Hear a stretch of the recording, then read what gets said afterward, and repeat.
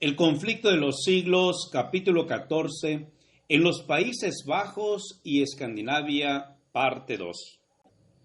La ira de los perseguidores era igualada por la fe de los mártires.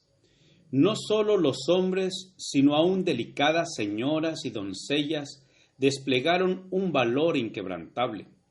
Las esposas se colocaban al lado de sus maridos en la hoguera y mientras estos eran envueltos en las llamas, ellos los animaban con palabras de consuelo o cantándoles salmos.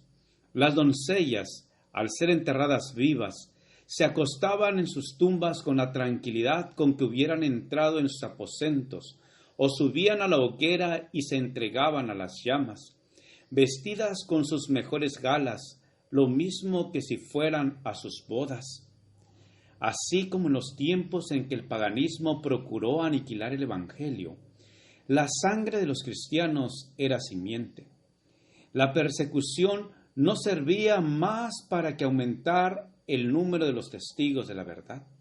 Año tras año, el monarca enloquecido de ira al comprobar su impotencia para doblegar la determinación del pueblo, se ensañaba más y más en su obra de exterminio, pero en vano.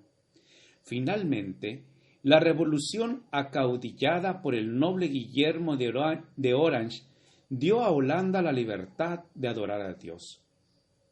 En las montañas del Piamonte, en las llanuras de Francia y en las costas de Holanda, el progreso del Evangelio era señalado con la sangre de sus discípulos.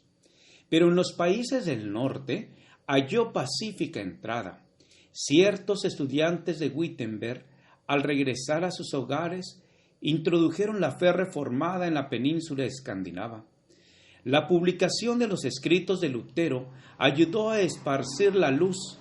El pueblo rudo y sencillo del norte se alejó de la corrupción de la pompa y de las supersticiones de Roma para aceptar la pureza, la sencillez y las verdades vivificadoras de la Biblia.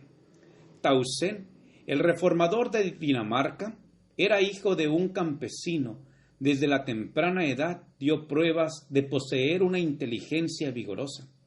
Tenía sed de instruirse, pero no pudiendo aplacarla debido a las circunstancias de su padre, entró en un claustro.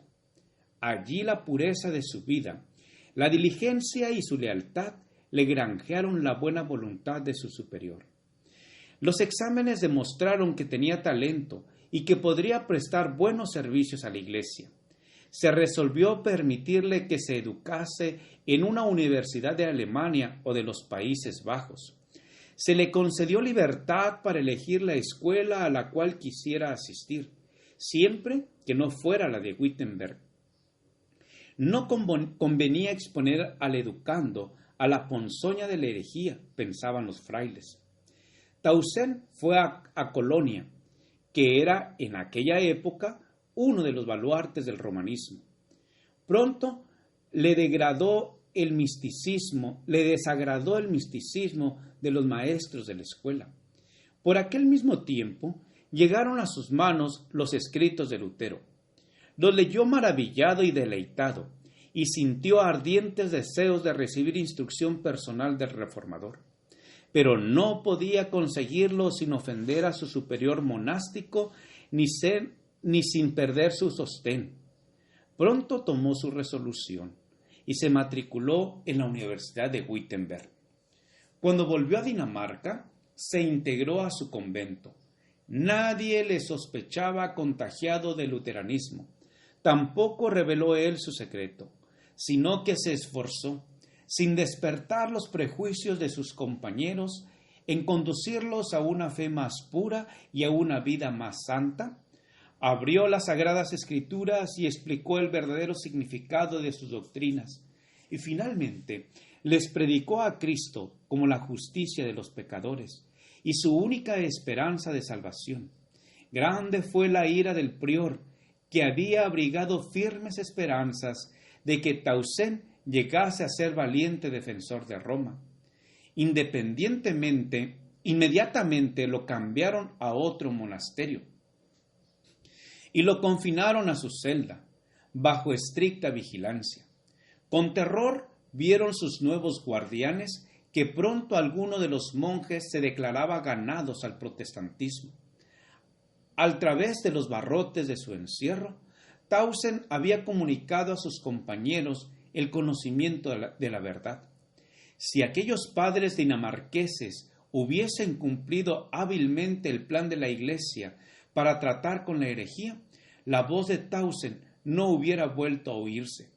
Pero en vez de confinarlo para siempre en el silencio sepulcral de algún calabozo subterráneo, le expulsaron del monasterio y quedaron entonces reducidos a la impotencia. Un edicto real que se acababa de promulgar ofrecía protección a los propagadores de la nueva doctrina. Tausen principió a predicar. Las iglesias le fueron abiertas y el pueblo acudía en masa a oírle. Había también otros que predicaban la palabra de Dios. El Nuevo Testamento fue traducido en el idioma dinamarqués y circuló con profusión.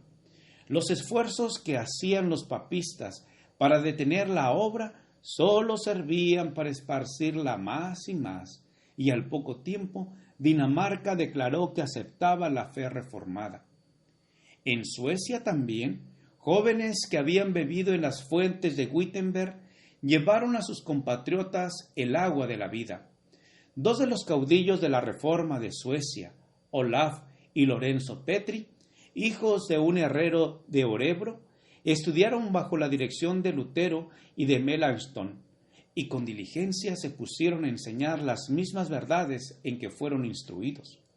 Como el gran reformador, Olaf, con su fervor y su elocuencia, despertaba al pueblo, mientras que Lorenzo, como Melanchthon, era sabio, juicioso y de ánimo sereno.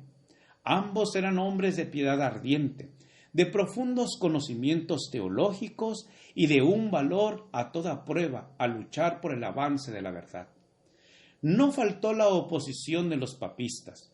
Los sacerdotes católicos incitaban a las multitudes ignorantes y supersticiosas. La turba asaltó repetidas veces a Olaf Petri, y en más de una ocasión solo a duras penas pudo escapar con vida. Sin embargo, estos reformadores eran favorecidos y protegidos por el rey. Bajo el dominio de la Iglesia romana, el pueblo quedaba sumido en la miseria y deprimido por la opresión. Carecía de las Escrituras y como tenía una religión de puro formalismo y ceremonias, pues no daba luz al espíritu, la gente regresaba a las creencias supersticiosas y a las prácticas paganas de sus antepasados. La nación estaba dividida en fracciones que contenían unas con otras, la cual agravaba la miseria general del pueblo. El rey decidió reformar la Iglesia y el Estado y acogió cordialmente a esos valiosos auxiliares en su lucha contra Roma. En presencia del monarca y de los hombres principales de Suecia, Olaf Petri defendió con mucha habilidad las doctrinas de la fe reformada contra los campeones del romanismo. Manifestó que las doctrinas de los padres de la Iglesia no debían aceptarse sino cuando concordasen con lo que dice la Sagrada Escritura, y que las doctrinas esenciales de la fe están expresadas en la Biblia de un modo claro y sencillo, que todos puedan entender. Cristo dijo: «Mi enseñanza no es mía, sino de aquel que me envió». Juan 7:16. Y Pablo declaró que si predicara él otro evangelio que el que había recibido, sería anatema. Gálatas 1:8. Por lo tanto, preguntó el reformador, ¿cómo pueden otros formular dogmas a su antojo e imponerlos como cosas necesarias para la salvación? Probó que los decretos de la Iglesia no tienen autoridad cuando están en pugna con los mandamientos de Dios, y sostuvo el gran principio protestante de que la Biblia y la Biblia sola es la regla de fe y práctica.